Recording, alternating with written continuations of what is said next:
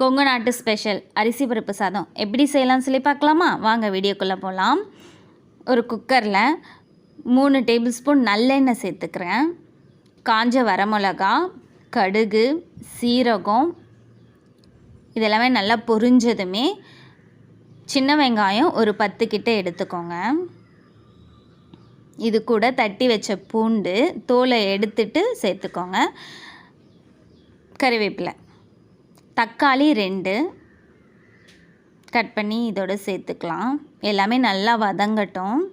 கூட உப்பு தேவையான அளவு சேர்த்துக்கலாம்.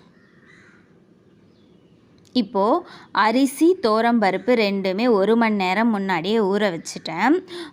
பாதி அரிசி பாதி பருப்பு அப்படின்ற மாதிரி 1 டம்ளருக்கு நான் எடுத்திருக்கேன்.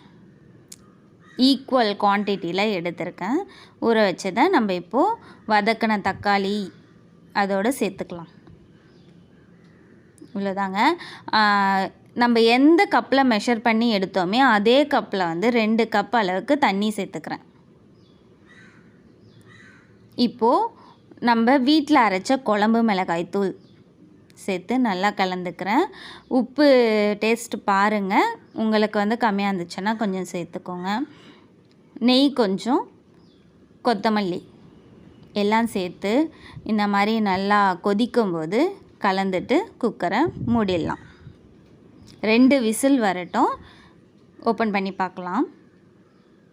நல்லா ப்ரெஷரெல்லாம் அடங்கின பிறகு ஓப்பன் பண்ணுங்கள்.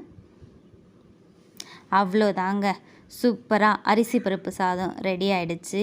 டேஸ்டியாக இருந்துச்சு. ஈஸியாக சிம்பிளாக குயிக்காக செஞ்சிடலாம். மறக்காமல் நீங்களும் ட்ரை பண்ணி பார்த்துட்டு கமெண்ட்ஸில் எப்படி வந்ததுன்னு மெசேஜ் பண்ணுங்கள். தேங்க்ஸ் ஃபார் வாட்சிங்.